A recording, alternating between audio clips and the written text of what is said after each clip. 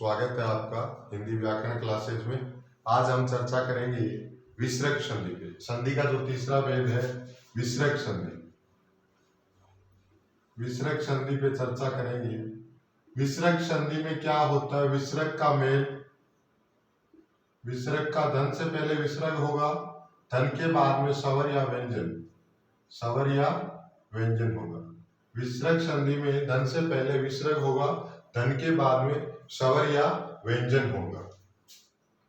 पहला नियम देखिए, इसमें भी नियम चलेंगे व्यंजन संधि की तरह। इसका पहला नियम देखिए, पहला नियम क्या कहता है?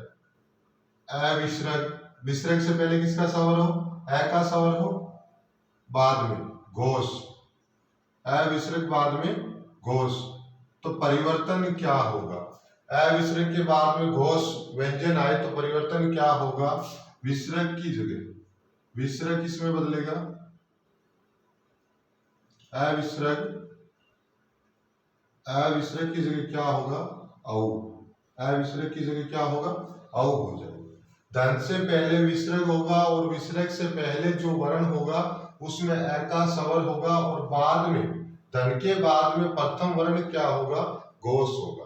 व्यंजन संधि में भी हमने चर्चा की थी कि घोष में तीसरा, चौथा, पांचवा य, र, ल, व, है और स्वर आते हैं सभी। देखिए परिवर्तन क्या होता है। मनयधन रंजन, मनयधन रंजन शब्द को ध्यान से देखना। प्रथम शब्द क्या है? मनय। यहां देखिए विसर्ग है, धन से पहले क्या है? विसर्ग होगा, धन से पहले विसर्ग है। विसर्ग से जो पहले वर्ण है, विसर्ग से जो पहले वर्ण है वो विसर्ग संधि में ध्यान रखना, उस वर्ण का पहले वो जो वर्ण है उसमें स्वर किसका है? यहां देखिए न है, न में स्वर किसका है? अ का स्वर है, अविसर्ग हो जाएगा, अविसर्ग। और बाद वाला धन के बाद में क्या होना चाहिए? घोष व्यंजन। क्या हो? घोष व्यंजन हो। यहां देखिए र क्या है? घोष है। अब परिवर्तन क्या होगा? परिवर्तन ये होगा, अविसर्ग किसमें बदलेगा? औ में बदलेगा। अविसर्ग किसमें बदलेगा? औ में बदलेगा। किसमें बदलेगा? औ में बदलेगा। अविसर्ग औ में बदलेगा, शब्द क्या बनेगा? मने न आधा हो गया, न आधा हो गया, अ का स्वर निकला, न आधा, आधा न धन। अब हमारे पास अविसर्ग की जगह क्या बना है? औ। दूसरे शब्द में विसर्ग संधि में दूसरे शब्द का जो प्रथम वर्ण है उसमें परिवर्तन नहीं हो रहा है। ये जो शब्द है इसमें परिवर्तन नहीं हो रहा है, जो का त्यों रखेंगे रंजन। शब्द क्या बनेगा वो देखिए। न आधा है, या स्वर किसका? बीच में, दोनों शब्दों के बीच में किसका स्वर है? औ का स्वर है।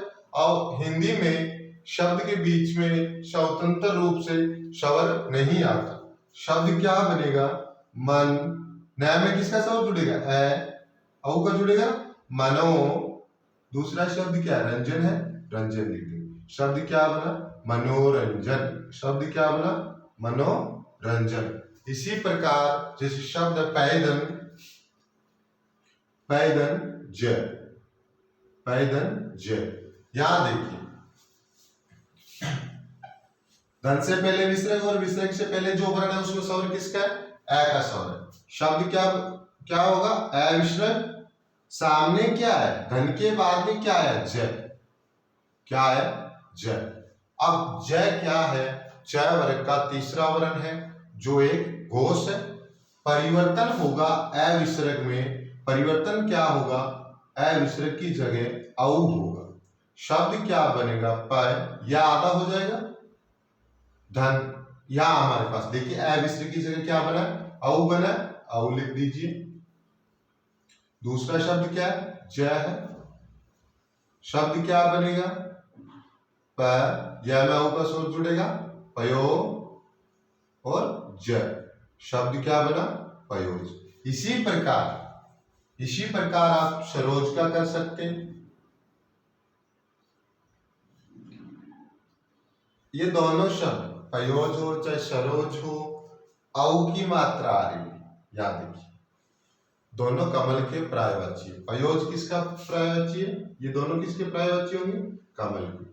जब एक बात ध्यान में रखना, 3 पर्यायवाची आपको कभी याद नहीं करने पड़ेंगे।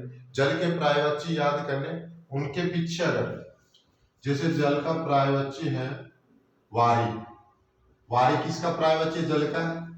ज लगाएंगे किसका हो जाएगा? कमल का। जल के पर्यायवाची के पीछे ज लगाएंगे, कमल के पर्यायवाची हो जाएंगे। अगर जल के पर्यायवाची के पीछे द लगाएंगे, बादल के। अगर ध लगाएंगे, समुद्र के। तो ये थोड़ा सा ध्यान रखना, बेसिक बात है ये एकदम। आगे कुछ और उदाहरण हम करेंगे इस नियम पे, जो बात है वो एकदम क्लियर हो जाए। शब्द देखिए, सबसे ज्यादा पूछे जाने वाला शब्द है वैधन वृद्ध। वैधन वृद्ध, यहां देखिए, धन से पहले विसर्ग है, धन से पहले विसर्ग है, धन के बाद में वृद्ध वह आया है, वह घोष व्यंजन है। अविसर्ग किसमें बदलेगा? अविसर्ग बदलेगा औ में। अब औ किसकी जगह है? या अविसर्ग की जगह है, वही लिखेंगे। यह आधा हो गया, आधे यह में क्या जोड़ेंगे? आधे यह में जोड़ेंगे औ वयो वृद्ध। ये शब्द संधि में कम पूछकर कहां ज्यादा पूछा जाता है? आपसे ये शब्द शुद्धि में पूछा जाएगा। कहां पूछा जाएगा? शब्द शुद्धि में पूछा जाएगा। एक शब्द और देखिए आप, अध्ययन वस्त्र। अध्ययन वस्त्र, यहां देखिए अविसर्ग है, अविसर्ग के बाद में क्या आ रहा है? वह आ रहा है। अविसर्ग किसमें बदलेगा? औ में। वह किस सामने वह है। अब शब्द बनाइए आप, ध आधा हो गया, आधे ध में औ जोड़ेंगे, अधो। दूसरा शब्द लिख देंगे वस्त्र, अधो वस्त्र। अधे का अर्थ होता है नीचे, नीचे। अधो हस्ताक्षर करता शब्द, अधो हस्ताक्षर करता होता है, उसी प्रकार ये है अधो वस्त्र, नीचे पहने जाने वाला वस्त्र। एक दो शब्द और लगते हैं, विच्छेद करके देखते हैं। जैसे मनोज शब्द है, जैसे मनोज। विच्छेद करते वक्त आपको कुछ बातें ध्यान में रखनी है। जहां औ का स्वर लगा, दिक्कत कहां आएगी आपको मैं बता देता हूं। जब आप एक मात्रा की ओर जाओगे तो जो परीक्षक होगा वो आपको जरूर पूछेगा, इसका अगर इसका दे दिया कि मनोज शब्द का संधि विच्छेद कीजिए, तो आपको क्या देगा? साथ में गुण संधि के अनुसार आपको विच्छेद करके देगा और पूछेगा दोनों में से शुद्ध कौन सा है। शुद्ध की बात करें तो यह शब्द को ध्यान से पढ़ना। मनोज, कोई स्वर की ध्वनि नहीं आ रही है, मनोज। यहां देखिए, यहां से विच्छेद करेंगे। औ की मात्रा जिस वर्ण पे लगी है उस वर्ण को धन से पहले लेंगे, मन। अब ये विसर्ग संधि है, आपको भी पता है औ कैसे बनता है। अविसर्ग के बाद में कोई घोष हो तब अविसर्ग औ में बदलता है। तो धन से पहले तो क्या होगा? अविसर्ग होगा। धन के बाद में क्या होगा? कोई घोष होगा। तो क्या आ रहा है? कोई घोष आ, क्या आ रहा है? ज आ रहा है, मनोज। मनधन ज, मनोज होगा। ठीक है। अब देखिए आप एक और बात कि औ की मात्रा तो है, कहीं औ की मात्रा के आधार पे आप गुण स्वर संधि नहीं करनी है। अगर औ की मात्रा है, औ की मात्रा के बाद में कोई घोष व्यंजन है तो वहां विसर्ग संधि भी हो सकती है। अगर सीधा अपने को पूछे कि भाई मनोज में संधि कौन सी है, तो अपन कह सकते हैं कि मनोज में कौन सी संधि होगी? विसर्ग संधि होगी। अगर साथ में गुण ऑप्शन आ गया, गुण पहली बात तो देगा नहीं, अगर दे भी दिया है तो आपको थोड़ा सा ध्यान में रखना। नियम अगर आपको आएंगे तो आप कोई भी शब्द हो, संधि अगर उसमें हो रही है तो आप कर सकते हैं। इसका एक और नियम देखिए, यहाँ घोष में सिर्फ आप, मैंने अविसर्ग घोष लिखा, उसमें आप सिर्फ एक बार व्यंजन, क्या है व्यंजन, एक और बनाएंगे इसका नियम ख भाग। इसी नियम का ख भाग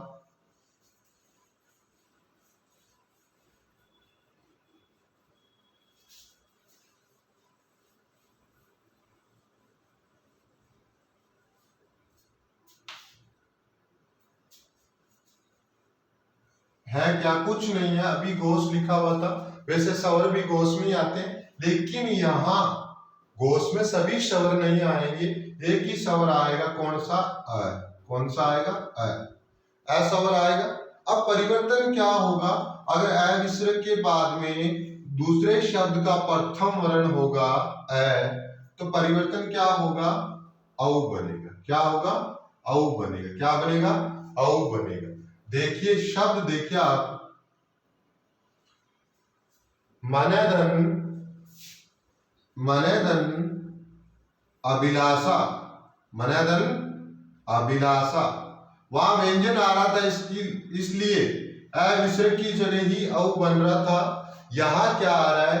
दूसरे शब्द का प्रथम वर्ण क्या आ रहा है? स्वर आ रहा है। अ विसर्ग, बाद में क्या आ रहा है? स्वर। देखिए परिवर्तन क्या होगा? अ विसर्ग किस में बदलेगा? औ में बदलेगा। किस में बदलेगा? औ में। अ विसर्ग के बाद में आया होगा तो नया वर्ण क्या बनेगा? औ बनेगा। क्या बनेगा? औ बनेगा। शब्द किस प्रकार बनेगा? देखिए, माने नया आधा हो गया, औ दूसरे शब्द में जो प्रथम वर्ण था स्वर, वो तो निकल जाएगा, पीछे क्या बचा? बिलासा, बिलासा लिख देंगे। शब्द क्या बना? नया में औ का स्वर जुड़ेगा, मनो, बचा क्या? बिलासा, मनोबिलासा। आप शब्द को ध्यान से पढ़िए, आपको पता चल जाएगा क्या शब्द बन रहा है, कौन सा स्वर आएगा।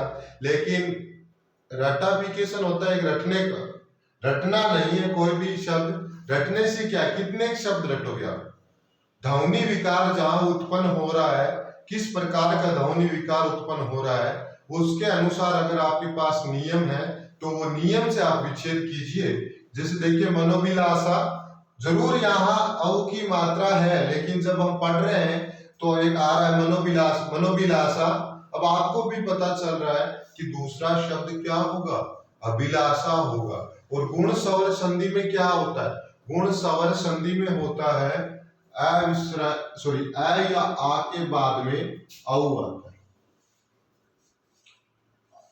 क्या बनेगा? औ बनेगा। गुण स्वर संधि में इस प्रकार होता है। तो आप इस शब्द को पढ़िए, मनोबिलासा। कहीं आपको पढ़ते समय ध्वनि विकार जहां उत्पन्न हो रहा है वहां क्या स्वर आ रहा है? ऊ का नहीं आ रहा है, तो सिर्फ आपको मात्र इस औ की मात्रा के आधार पे कहीं आप विसर्ग स्वर संधि मत करना।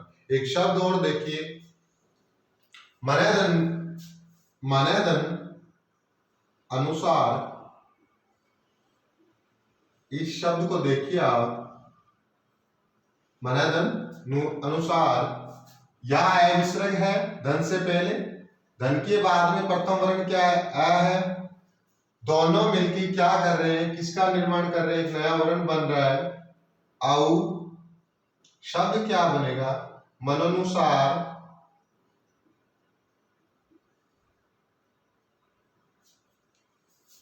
आसान है एकदम। कंपटीशन में आपके विसर्ग स्वर संधि के काफी उदाहरण आते हैं और इस नियम से भी आते हैं। इसका एक अपवाद है। ये तो इस नियम के दो नियम थे, उपनियम बनाए थे हमने। एक इसका अपवाद और है कि क्या परिवर्तन होगा। कुछ एक शब्द है जो मैं करवाऊंगा, बाकी शब्द आपको देखने हैं कि इस अपवाद के आधार पे कितने शब्द हो रहे हैं।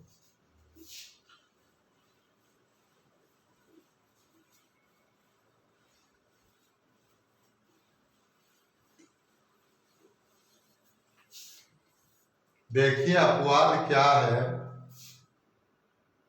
अंतर, दो शब्द है, अंतर व पुनः, इनके बाद में घोष, चाहे स्वर हो चाहे व्यंजन हो, अंतर और पुनः शब्द के बाद में कोई घोष वर्ण आए तो परिवर्तन क्या होता है? विसर्ग किसमें बदलेगा?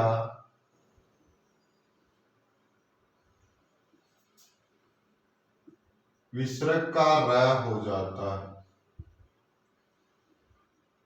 हमने व्यंजन संधि की तभी भी बात की थी, अगर कोई आधा वर्ण बनता है परिवर्तन के कारण, तो सामने अगर दूसरे शब्द का प्रथम वर्ण स्वर है तो उसकी मात्रा आधे में लग जाएगी। अगर स्वर नहीं है, व्यंजन है, तो आधे रह का तो नियम है, आधा रह बाद वाले के ऊपर जाता है। देखिए शब्द अंतःधनगत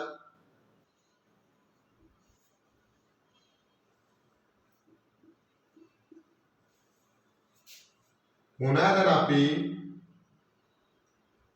दोनों शब्दों से हम विच्छेद से हम संधि शब्द बनाएंगे। अंतःधनगत, मैंने कहा अंत्य और पुनः के बाद में कोई घोष आए तो विसर्ग का र हो जाता है, विसर्ग का र हो जाता है। शब्द देखिए अंतः आया है, अंत्य के बाद में क्या है, गत। गत में ग क्या है, एक घोष व्यंजन है। ग क्या है, एक घोष व्यंजन है। तो देखिए परिवर्तन क्या होगा, अविसर्ग में परिवर्तन नहीं होगा, परिवर्तन मात्र विसर्ग में होगा। विसर्ग किसमें बदलेगा, आधे रह में।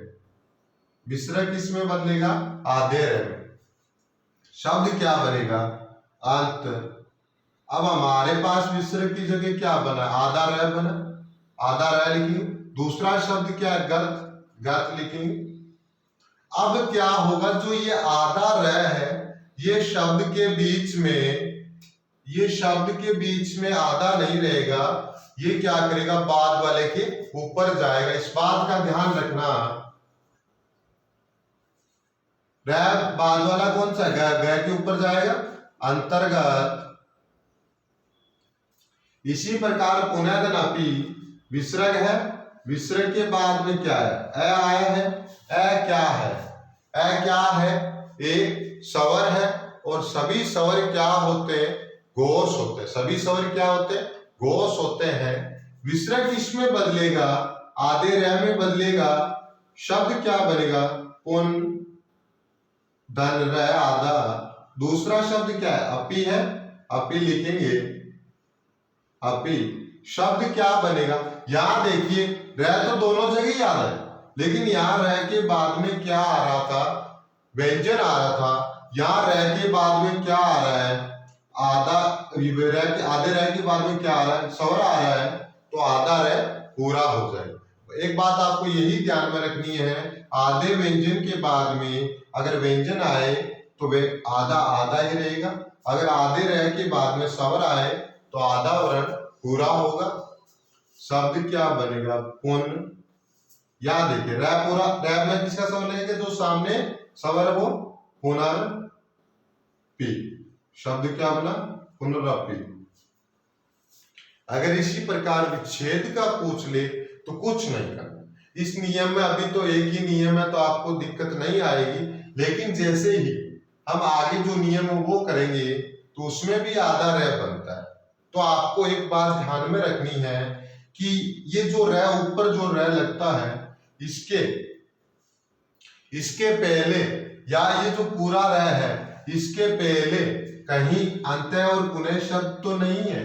अगर अंत्य और पुनः शब्द है तो आप अंत्य और पुनः शब्द से विच्छेद करेंगे। शब्द देखिए आप, पुनर्विवाह, पुनर्विवाह। यहां देखिए वह पे रह लगा हुआ है, ये रह वी से पहले पढ़ा जाएगा। शब्द क्या होगा, पुनर्विवाह। विच्छेद कहां से करें, भी रह की जगह विसर्ग बन रहा है। शब्द को बोलिए पुनर्विवाह। रह है, रह की जगह विसर्ग कर देंगे और कुछ नहीं करना है। पुनः रह यही बोला, यहां से आ रही है रह की ध्वनि, तो यही विसर्ग करेंगे। पुनः धन। अब जो दूसरा शब्द बचा है वो धन के बाद में लिखेंगे। शब्द क्या होगा, विवाह। विच्छेद ध्यान से एक बार और देख लें।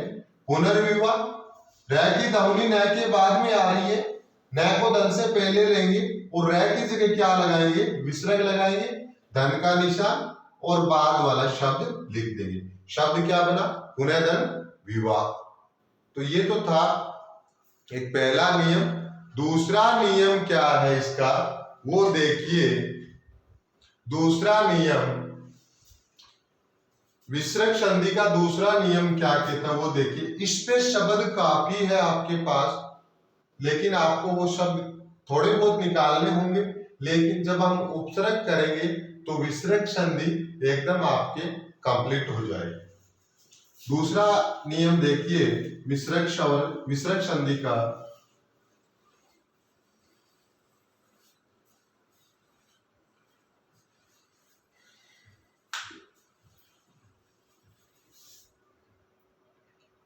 अविसर्ग के बाद दूसरा नियम क्या कहता है? अविसर्ग के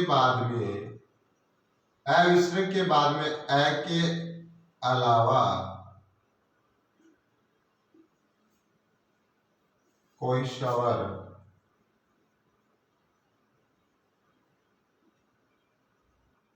हो तो परिवर्तन। अविसर्ग के बाद में अ के अलावा कोई स्वर हो तो क्या होगा?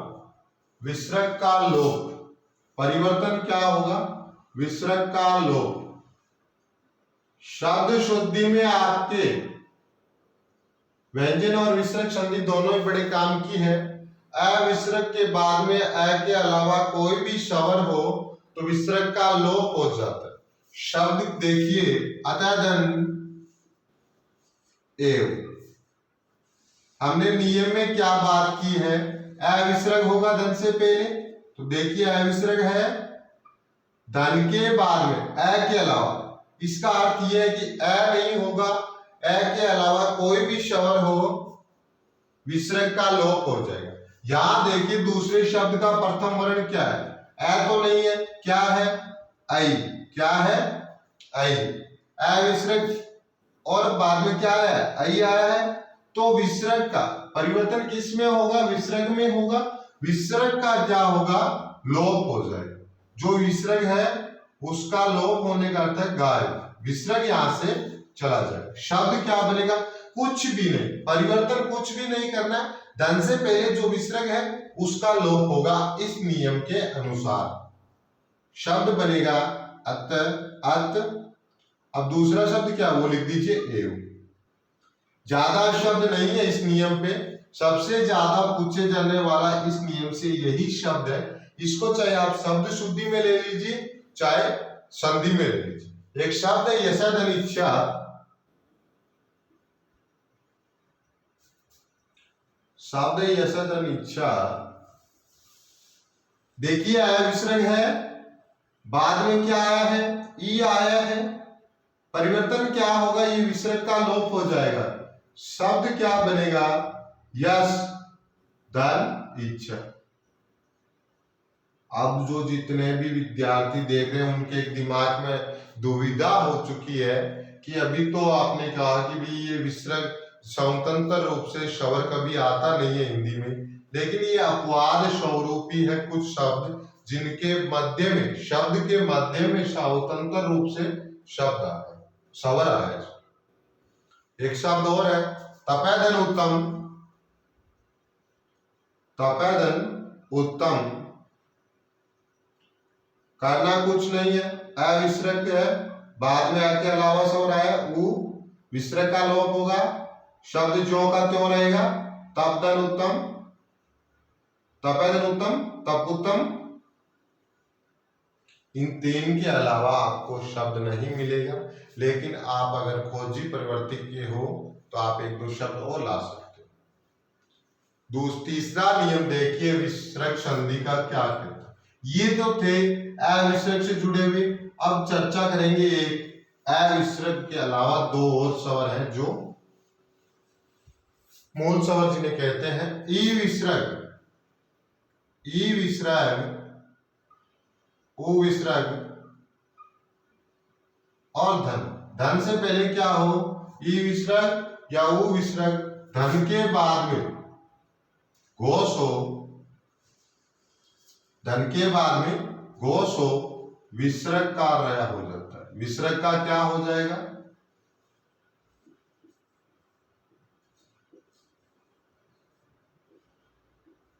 देखिए विसर्ग का रय होगा, आधा रय होगा। अगर सामने व्यंजन है तो आधा हो जाए, आधा रय आधा ही रहेगा। अगर स्वर है तो आधा रय पूरा हो जाएगा। शब्द देखिए, इससे ज्यादा पूछे जाएंगे शब्द इस नियम से। सब देखिए निर्धन आशा, सॉरी निधन आशा, निधन आशा,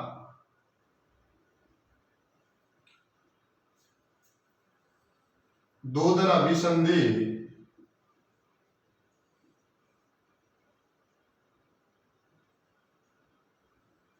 शब्दों को ध्यान से देखना। निधन आशा, विसर्ग है, धन से पहले विसर्ग है और धन के बाद, धन से पहले विसर्ग है और धन के बाद में क्या है, स्वर है। स्वर किस में आते हैं, घोष में आते हैं। विसर्ग किस में बदलेगा, विसर्ग से पहले क्या है, ई का स्वर है और ई के स्वर के बाद में विसर्ग है। बाद वाला, धन के बाद वाला पहला वर्ण क्या है, घोष है। परिवर्तन क्या होगा, विसर्ग का रह होगा। कैसा रह, आधा रह।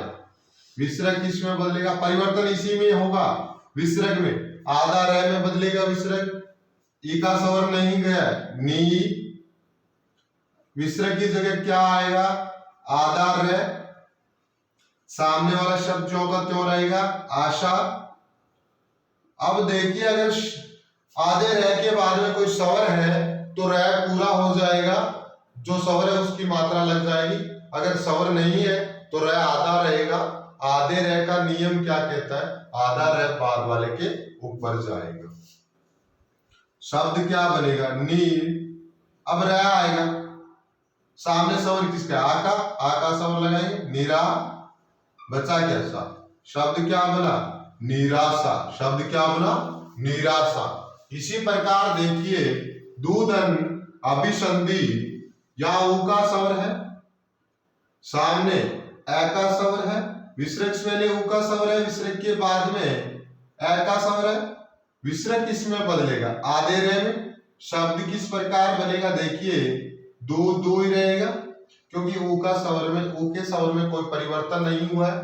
परिवर्तन यहाँ विसर्ग में हुआ है, विसर्ग आधे रे में बदला। बाकी शब्द जो का त्यों रखेंगे, आधा रे। दूसरा शब्द जो का त्यों लिखना है आपको, अभिसंधि।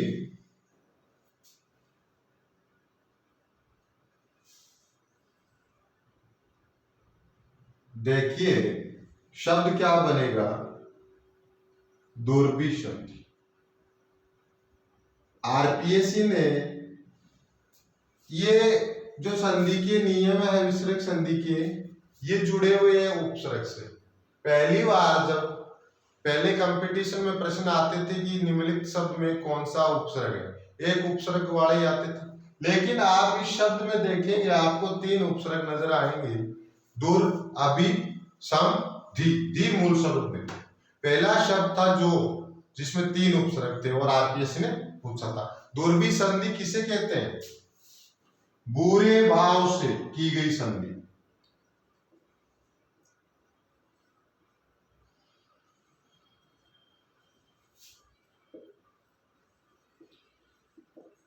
अगर आपको उपसर्ग आते हैं, अक्सर विद्यार्थी जितने भी है वो यही करते हैं, उपसर्ग निकालना सीख लेते हैं। भाई इस शब्द में ये उपसर्ग है, इसमें ये उपसर्ग है।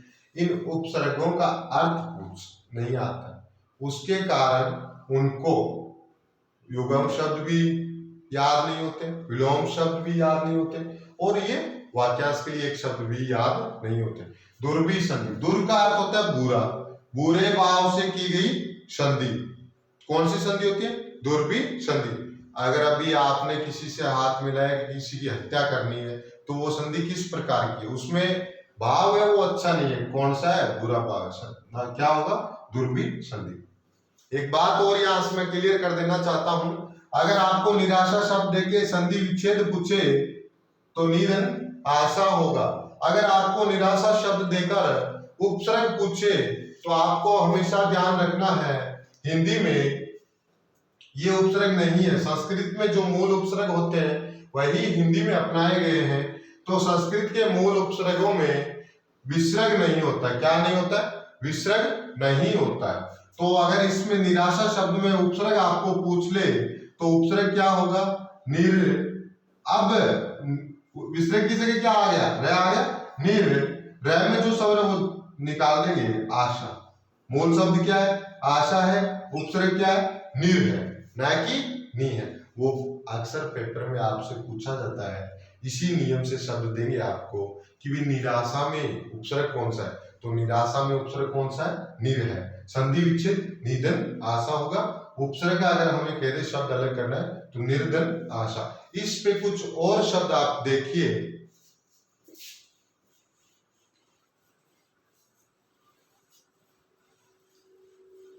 कुछ और शब्द देखिए आप कि निधन गुण, निधन गुण, ज्यादा कुछ नहीं है।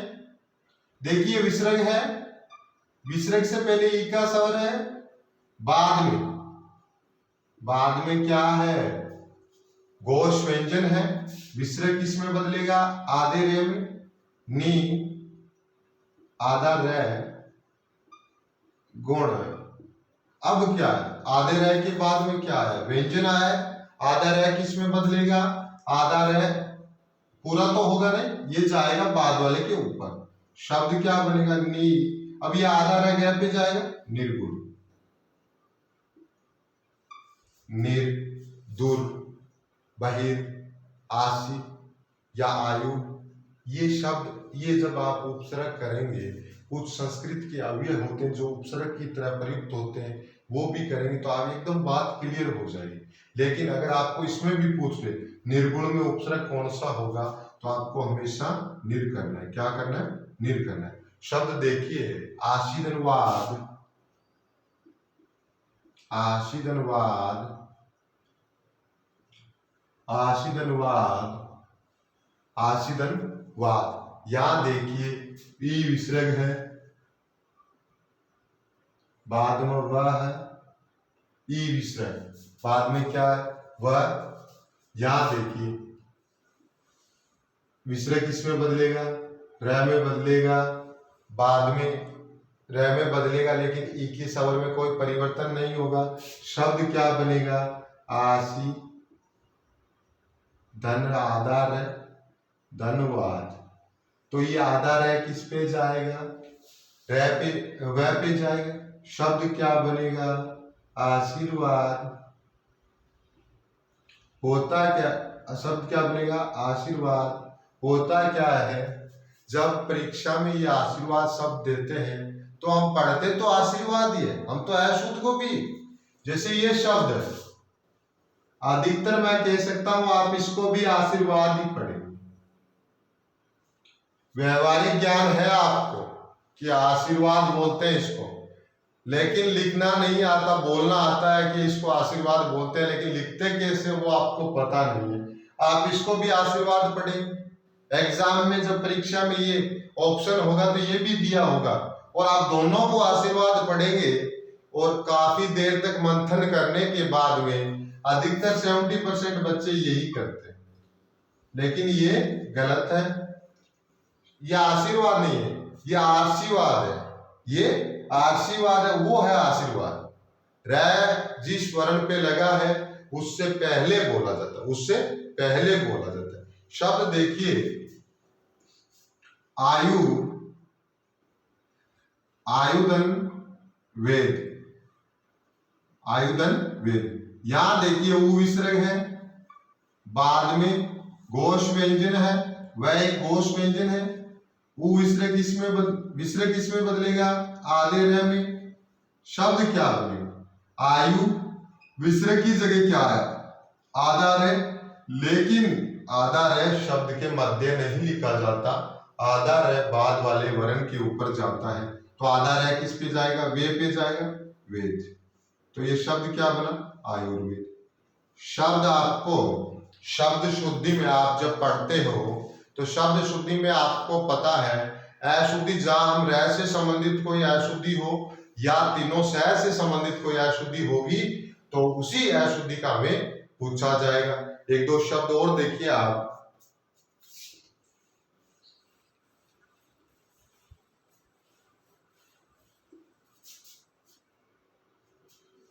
बाहिदनंग,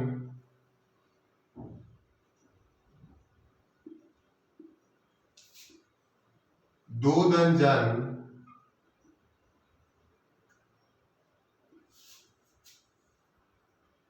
दूदनगम, यही है। देखिए अ विसर्ग है, बाद में अ का सब, ई विसर्ग, बाद में क्या है, अ क्या है, एक घोष व्यंजन है। घोष शब्द सॉरी रह किसमें विसर्ग किसमें बदलेगा? आधे रह में बही। अब रह के बाद में क्या है? रह के बाद में स्वर है, रह पूरा हो जाएगा बहिर, बहिरंग। शब्द क्या बनेगा? बहिरंग।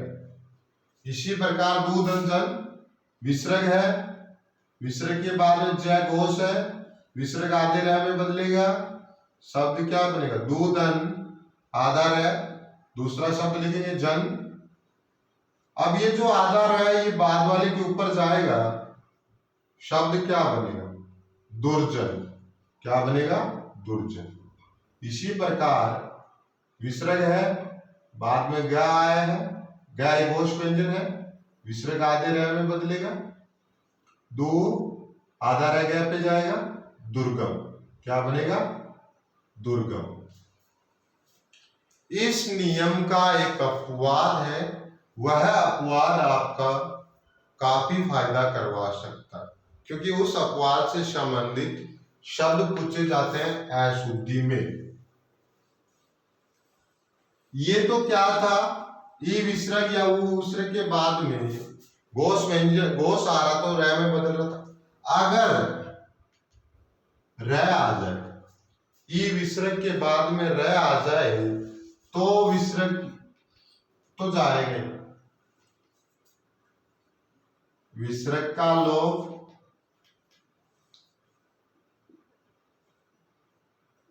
वह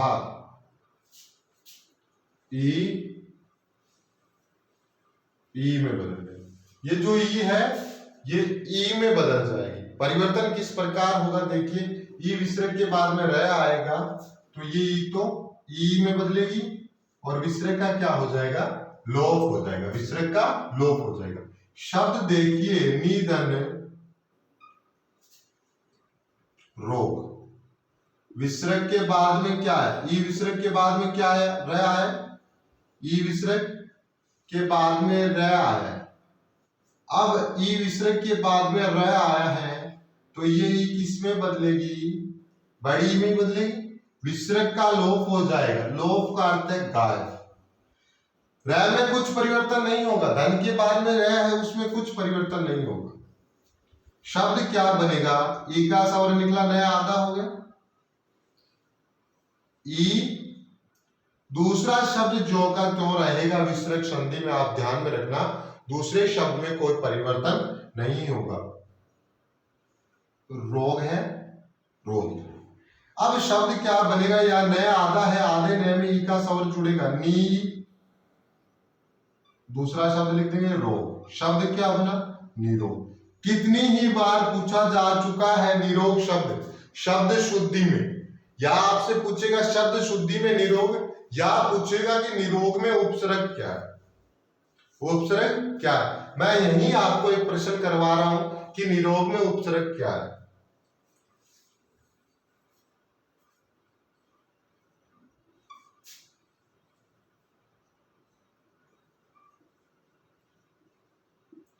चार ऑप्शन आपके सामने है, नी, नी, नी, निर। यहां देखिए एक ही बड़ी की मात्रा है तो ये शब्द के अनुसार सही भी बैठ रही है, ये होगा। या ये तो उपसर्ग है ही संस्कृत का, और ये तो होता ही नहीं है, विसर्ग लगा तो नहीं होगा। फिर निर। मैंने जब ये पहले हम नियम कर रहे थे उस समय भी बताया था कि अगर विसर्ग लगा हुआ है तो नहीं होगा, या ये नी तो नहीं होगा क्योंकि संधि कार्य हो रहा है। देखिए, अगर निरोग का आपको संधि पूछ ले तो निधन रोग होगा, अगर आपको उपसर्ग पूछ ले तो निर्धन रोग होगा। क्या होगा? निर्धन रोग होगा। यही दिक्कत है। सबसे बड़ी संधि और उपसर्ग में दुविधा जो पैदा हो रही है वो ये है कि यार संधि में तो निधन रोग होता है, जब हम उपसर्ग पढ़ते हैं, कोई भी गाइड से पढ़ोगे आप, निर्धन रोग परिवर्तन जब क्यों होता है इसके बारे में विस्तृत चर्चा की गई है, जो एक सामान्य विद्यार्थी नहीं सीख पाता है। निधन रोग विसर्ग है, संधि रूप ये चलेगा, नी होता है, उपसर्ग रूप निर होता है। ठीक है, अगर निर और दुर का पूछे, ये दो संधि रूप है, बात एकदम क्लियर है। नी दु उपसर्ग रूप निर दुर, बस इतनी सी बात है, ज्यादा कोई बड़ी लंबी चौड़ी बात भी नहीं। नी की जगह आपको निर करना। एक शब्द और, इसके शब्द और देखिए, क्या नीदन रव, नीदन रस, ध्यान से देखना, ई विसर्ग है, बाद में रह आया है, ये बड़ी में बदलेगी, विसर्ग का लोप होगा, या जो छोटी की मात्रा लगी हुई थी उसकी जगह क्या लगेगी, बड़ी की मात्रा लगेगी, नी, दूसरा शब्द जो का त्यों लिखेंगे नीरव। ये देखिए ई विसर्ग है, बाद में रस है, रह है, रह के कारण ये छोटी में बड़ी में बदलेगी, शब्द क्या बनेगा नीरस, शब्द क्या बनेगा नीरस। इसी प्रकार नीरव नीरज भी कह सकते हैं। नीरज का अगर हमें विच्छेद पूछ ले तो किस प्रकार करेंगे, देखिए रह से पहले बड़ी की मात्रा है, उसको छोटी में बदलेंगे, नी विसर्ग, दूसरा शब्द जो का त्यों लिखेंगे रज। नीरज कमल को कहते हैं, क्योंकि नीर जल को कहते हैं, दो युगम है।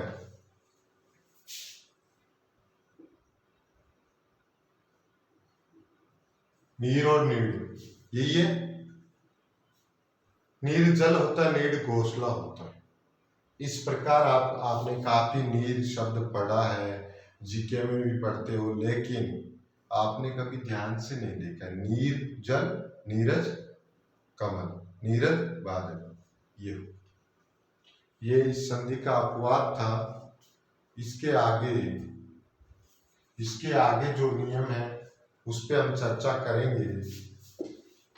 इसके आगे जो नियम होगा, अब जो नियम चलेंगे उनमें क्या बनेगा, आधा से। चौथा नियम देखिए आप, इसमें क्या बनेगा कि तीसरा तालव्य स बनेगा, अ विसर्ग, ई विसर्ग, उ विसर्ग के बाद में च, छ और तालव्य स हो, तो परिवर्तन क्या होगा, विसर्ग का तालव्य स, आधा तालव्य स हो जाएगा। विसर्ग का क्या होगा, आधा तालव्य स हो जाएगा, आधा तालव्य स हो जाएगा। शब्द देखिए, मनोदन चिकित्सक,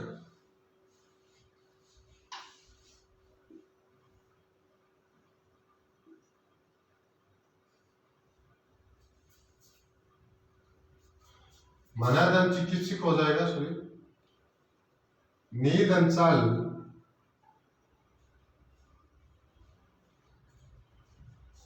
नीदंसल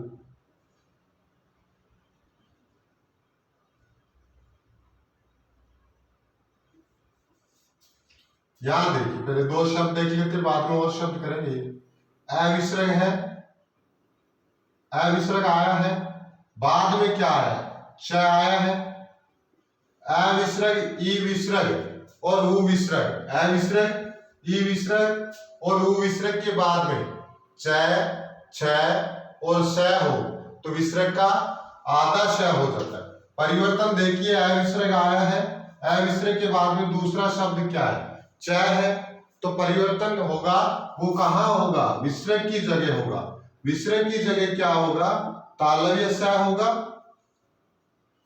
और कुछ नहीं करना है आपको। विसर्ग की जगह जो तालव्य स बन रहा है उसको लिखना है। अविसर्ग था, बाद में च आया, तालव्य स होगा, आधा,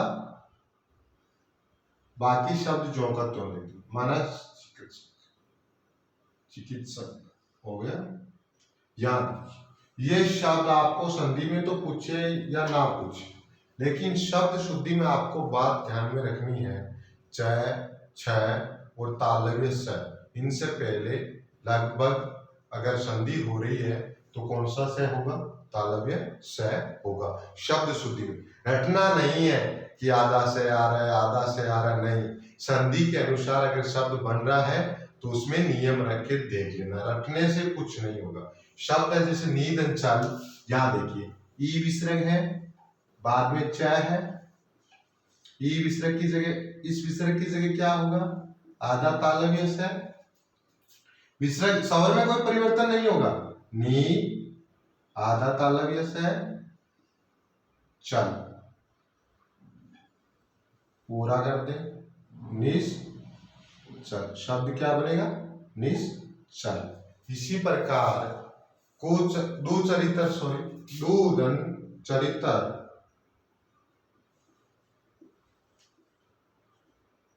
याद च है, च से पहले वो विसर्ग है, वो विसर्ग के बाद में क्या आया, च आया है, वो विसर्ग के बाद में च आया, तो विसर्ग किस में बदलेगा, तालव्य स में, आधे तालव्य स में। शब्द क्या बनेगा, दू धन आधा तालव्य स, चरित्र। देखिए दू आधा है तो आधा से है तो आधा ही रहेगा, दुष्चरित्र। इस नियम का भी आपको ध्यान में रखना है। अगर इसमें आपको पूछ ले, ये शब्द जैसे निश्चरित चल है, दुष्चरित्र है, अगर आपको पूछ ले उपसर्ग कौन सा है, संधि रूप हमेशा नी और दू चलता है। पहले भी हमने चर्चा की थी, संधि रूप कौन सा चलता है, नी और दू, लेकिन उपसर्ग में कौन सा होता है, दुस और निस। स चाहे कौन सा भी आया हो, चाहे मूर्धन्य हो, चाहे तालव्य हो, चाहे दंत्य हो, लेकिन उपसर्ग हमेशा दुस और निश होता है। जैसे इसमें पूछ ले निश्चल में उपसर्ग कौन सा है, तो उपसर्ग कौन सा होगा, अगर संधि का पूछते तो हम इस प्रकार विच्छेद कर देते निधन चल। उपसर्ग का पूछेंगे तो उपसर्ग कौन सा होगा, निश। कौन सा होगा, निश।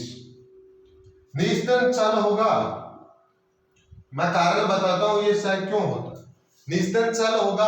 अब ये स, इस स के कारण, उच्चारण स्थान की निकटता के कारण ये स किसमें बदल रहा है, तालव्य स में बदल रहा है। कुछ शब्द और देखिए, एक दो इस पे, हरीश चंद्र, हरिधन चंद्र, हरिधन चंद्र। यहां देखिए विसर्ग है, बाद में च, विसर्ग के बाद में क्या है, च आया, विसर्ग आधे तालव्य स में बदलेगा, बाकी शब्द जो होगा त्यो रहेगा। हरि विसर्ग की जगह तालव्य स, आधा चंद्र, हरीश चंद्र। ये शब्द कम से कम 7 या 8 बार संधि में पूछा गया है आरपीएससी की विभिन्न भर्तियों में। तो आज के लिए इतना ही। और एक विशेष सूचना की, क्योंकि पिछले 5 दिनों से मैं पारिवारिक कारणों के कारण क्लास है जो अपलोड नहीं कर पाया, उसके लिए माफी मांगता हूं। और आगे से अभी जो कोरोना काल चल रहा है, इसलिए रेगुलर ही रहेगी आपकी क्लासें। पीएसआई हो, चाहे रीट हो, चाहे जीडी या पटवार, कोई भी भर्ती हो, बाहर कुछ नहीं आएगा। और जल्दी आपको आगामी 2 दिनों में पीडीएफ, टेलीग्राम पे पीडीएफ से नोट्स मिल जाए।